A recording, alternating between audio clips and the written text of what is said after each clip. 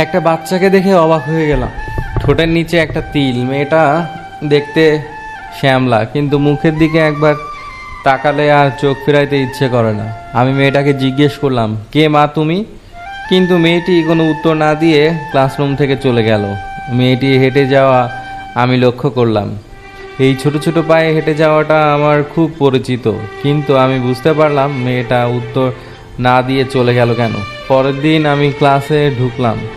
ঢুকেই দেখি মেয়েটি প্রথম সিটে বসে আছে। আমি রোল নাম্বার ডাকতে শুরু করলাম। মেয়েটি ইয়েস স্যার বলল। আমি আবার থমকে দাঁড়ালাম। মেয়েটার কণ্ঠটা আমার একদম কাছের মানুষের, যাকে আমি 6 বছর ধরে দেখতে পাইনি। সেটা আর কেউ না, আমার প্রথম ভালোবাসা মেঘার কণ্ঠ। ইস, মেয়েটাকে কত না ভালোবাসতাম। দুজনে মিলে সকালবেলা ভার্সিটি ক্যাম্পাসে এসে খালি পায়ে হাঁটতাম।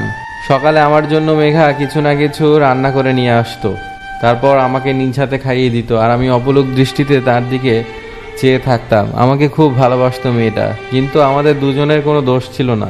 মেঘা একদিন আমাকে ফোন দিয়ে বলে আমাকে নাকি তার বাবা দেখতে চান।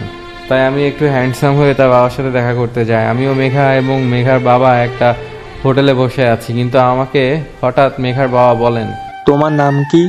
আমার নাম হিমু। তুমি তো এখনো স্টুডেন্ট, কিছু করো না। আর এদিকে আমার মেয়ের বিয়ের বয়স হয়ে গেছে। তুমি কবে লেখাপড়া শেষ করবে আর কবে আমার মেয়েকে বিয়ে করবে?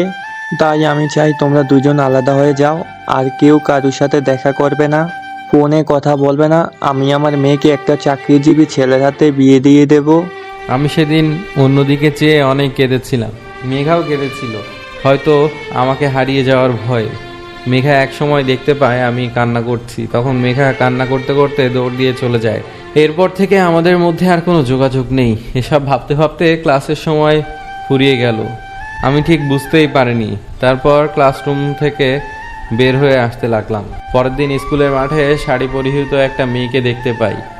এই স্কুলের ছাত্রীকে নিয়ে এসেছে। আমি আমার অফিস রুমে গিয়ে বসে আছি, কিন্তু অফিসে কিছু ভালো লাগছে না, তাই ছাদে গেলাম। একটু সময় পর কারো পায়ের আওয়াজ পেলাম। সামনের দিকে চেয়ে দেখি মেঘা। মেঘা আগে থেকে শুকিয়ে গেছে অনেক, কিন্তু তার শ্যামলা মুখটা সৌন্দর্য আরও 10 গুণ বৃদ্ধি পেয়েছে। মেঘা আমাকে হঠাৎ বলে, কেমন আছো? এই তো কোনো রকম দিনকাল যাচ্ছে, তোমার কি অবস্থা? আর কি, স্বামী সংসার নিয়ে ভালোই আছি। এই স্কুলে আসার পর জানতে পারলাম তুমি নাকি এই স্কুলের হেডমাস্টার। তাই ভাবলাম এই নামটা তো আমার অনেক পরিচিত। মানুষটার কিরকম পরিচিত কি বলবো। মেয়েটার নাম কি রেখেছো? এই তো সোনিয়া। তুমি কি বিয়ে করেছো? আচ্ছা, এই বিষয়ে বাদ দাও, চলো অফিসে। বলো না, অবশ্য তোমার চয়েস বলে কথা। মেয়েটা আমার থেকে অনেক সুন্দর হবে। বলো না, মেয়েটার নাম কি? বিয়ে করলে তো মেয়েটির নাম বলবো। তুমি বিয়ে করোনি? না তো, এক মন কি আর সবাইকে দেওয়া যায়? তুমি কেন নিজেকে কষ্ট দিচ্ছ? আমি তো পরিবর্তন হয়ে গেছি, তুমি হতে পারবে না কেন? প্লিজ এমন করো না, একটা বিয়ে করো। মেঘা, আমি তোমাকে সব সময় ভাবি। একটু অবসর সময় পেলেই তোমাকে নিয়ে চিন্তা করতাম। ভাবতাম তুমি কি করো, আমাকে ছাড়া তুমি এক মুহূর্ত থাকতে পারতে না। আর কি না তুমি সংসার করছো, আমি ভেবে কান্না করতাম। সবকিছু সময়ের কাছে হার মানে। আমি তো হার মানিনি, আমি তোমাকে দোষী করছি না, সবকিছু আমাদের ভাগ্য। আচ্ছা চলো অফিসে। শোনো, তুমি একটা বিয়ে করো। আমার কাছে একটা মেয়ে আছে, খুব সুন্দর, আমার মামাতো বোন। প্লিজ, তুমি কষ্টে থাকলে আমি সুখী হতে পারবো না। থাক না, এসব করে কি লাভ? বয়স তো কম হয়নি, একা মানুষ একা থাকাই ভালো। আমাকে আর কষ্ট দিও না। আমি আমার বোনের সাথে তোমার বিয়েটা দিয়ে নিশ্চিন্ত হব। বাদ দাও তো, চলো অফিসে। হিমু, আমার একটা কথা শোনো। তুমি তাড়াতাড়ি শপিং মলে আসো। কেন? আমি এখন স্কুলে এসেছি। আরে রাখো তো তোমার স্কুল, তোমাকে আসতে বলেছি, আসো। আচ্ছা আসছি। তুমি না আর কোনোদিনও পরিবর্তন হবে না, যেমন আছো তেমনই রয়ে যাবে। 20 মিনিটের ভেতরে আসো।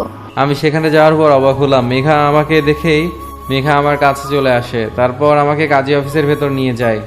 আমি যেখানে গিয়ে দেখি একটা মেয়ে মাথায় কাপড় দিয়ে বসে আছে, আর সেটা নাকি এখন আমার বউ হবে। আমি তো চিন্তায় পড়ে গেলাম। আমি বিয়ে করতে চাইনি, কিন্তু মেঘার জোরাজোরিতে বিয়ে করে ফেলি। কি করব, মেঘাকে যে খুব সম্মান করি, আমি আবার মেঘার কোনো কথা ফেলতে পারি না, তাই বিয়েটা করে ফেলি। কিন্তু যখন মেয়েটাকে দেখলাম তখন আমার মনটা খারাপ হয়ে গেল, কারণ মেয়েটা একদম পরিষ্কার আর মুখটা এত মায়াবী, তা আমি বলে বোঝাতে পারবো না। কিন্তু আমি শ্যামলা রঙের মেয়েদের পছন্দ করি, কারণ তারা ভালোবাসতে জানে, আর সাদা রঙের মেয়েরা কষ্ট দিতে জানে, কারণ তাদের রূপের অহংকার বেশি। আমি অনেক মেয়েকে দেখেছি, তারা বেশি ভাব নেয়, কিন্তু এই মেয়েটাকে অন্যরকম মনে হলো। দেখি কি রকম হয় এই মেয়েটা। তারপর আর কি, বাসায় চলে আসলাম।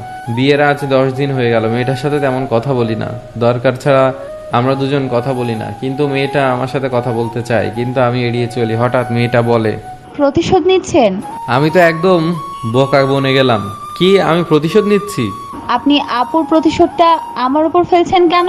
আরে না তো, আপনি কি যে বলেন। তা নয়তো কি? আমার সাথে ভালো করে কথা বলেন না কেন? আজ 10 দিন হয়ে গেল। আসলে তুমি তো খুব সুন্দর, তাই নিজেকে খুব অসহায় লাগে, তাই তোমার কাছে যাওয়ার চেষ্টা করি না। আপনার হাসিটা অনেক সুন্দর, দেখেন বাতিটা ঝিলমিল করছে আপনার হাসিটা দেখে। কি ঝিলমিল করছে? আরে আপু, তুমি কোথায় থেকে আসলে? এই তো স্কুলে ছেলেকে দিয়ে আসলাম, আর দেখলাম আপনার স্বামী স্কুলে যাননি, তাই দেখতে আসলাম। মজা করে আপনি বলছে, নইলে তুই করে বলে। আপু, এরকম ঢিলা মানুষ আমি কোনোদিনও দেখিনি। আমার সাথে কোনো কথাই বলে না। ও এরকমই রে, ওকে আমি খুব ভালো করে চিনি। ওকে তুই বুঝে উঠতে পারবি না। পারবি, কিন্তু খুব কষ্ট করতে হবে তোর। ওর প্রতিটা স্মৃতি এখনো আমাকে কাঁদায়। খুব ভালোবাসতাম ওকে, কিন্তু কপালে লেখা ছিল না, তাই ওকে পাইনি। কিন্তু আমি পাইনি তো কি হয়েছে, আমার বোন তো পেয়েছে। তুই ওকে মানুষ করতে পারবি না? পারবো আপু, তুমি পাশে থাকলে সব পারবো। আমি তো তোদের মাঝেই আছি, তোদের ছাড়া আমি বাঁচতে পারি। কিন্তু একটা কথা, তুই হিমুকে কিছুতেই মন খারাপ হতে দিবি না। খারাপ হলেই আমার কথা ভাববে, কারণ আমি তার মন ভালো করার হাতিয়ার ছিলাম। আপু, এখন হাতিয়ার হব আমি তোমার থেকে। এখন আমি বেশি ভালোবাসবো। আমি মেঘাকে দেখার পর সেখান থেকে চলে গিয়েছিলাম, তাই তাদের কোনো কথা আমি শুনিনি। রাতে যখন খেতে বসলাম তখন দেখি মাংস, মাছ, সবজি, ডাল, আলু ভাজি, সব রকম খাবার। আমি তো এসব খাবার দেখেই খেতে শুরু করলাম। কিছু সময় পর সুস্মিতাকে জিজ্ঞেস করলাম খেয়েছে কিনা, কিন্তু সুস্মিতা বলে, স্বামী না খেলে কি বউ খায়? আমিও মুচকি হাসি দিলাম। আমি সুস্মিতাকে বলে ফেললাম, জানো সুস্মিতা, আমি যদি না খেতাম তাহলে মেঘাও খেত না। আচ্ছা, আমার মাঝে কি মেঘা আপুকে খুঁজে পান না? পাই তো, কিন্তু ভয় করে। আপনারা মানুষকে ছেড়ে যান অতি সহজে, তাই আর আপনাদের ভালোবাসি না। ইস, হাদারাম একটা। আপনি সেদিন আপুকে আটকাননি কেন? আটকালে খাওয়াবো কি? তো ওইটা বলেন। শুনুন, আপনি যদি আমাকে ভালো না বাসেন তাহলে আমি চলে যাব। আচ্ছা, ভালোবাসবো। এখন খাই? আচ্ছা খান, পেট ভরে খান। তুমি আমার জন্য এত কষ্ট করে রান্না করছো? কারণ তুমি তো আমার হবু স্বামী, তাই এত রান্না করেছি। আজকে আপনাকে নিয়ে ঘুরতে যাব। কি? আবার বলেন তো। দুজনে ঘুরতে যাব। মেঘা আপুকেও সাথে নিয়ে যাই। আচ্ছা, ফোন দেন আর বলেন তাড়াতাড়ি যেন রেডি হতে। ও আবার সাজতে সাজতে 12টা বাজায়। আমার আপুর নামে বাজে কথা বলবেন না। আমার আপুর মতো ভালো আপু আছে নাকি? হইছে হইছে, এত আপুর পক্ষে গিয়ে কথা বলতে হবে না। আপনি রেডি হন। আমরা 3 জন রাস্তা দিয়ে হাঁটছি, হঠাৎ মেঘা আমাকে বলে, হিমু দেখো তো, চাচাকে চিনতে পারো কি না? আমিও দেখে দাঁড়িয়ে গেলাম। দূর থেকে তাকে দেখতে লাগলাম। খুব অদ্ভুত মানুষ। আপু উনি কে? আরে, ওনার কলা বাগান থেকে আমি আর তোর হবু জামাই কত কলা খাইছি।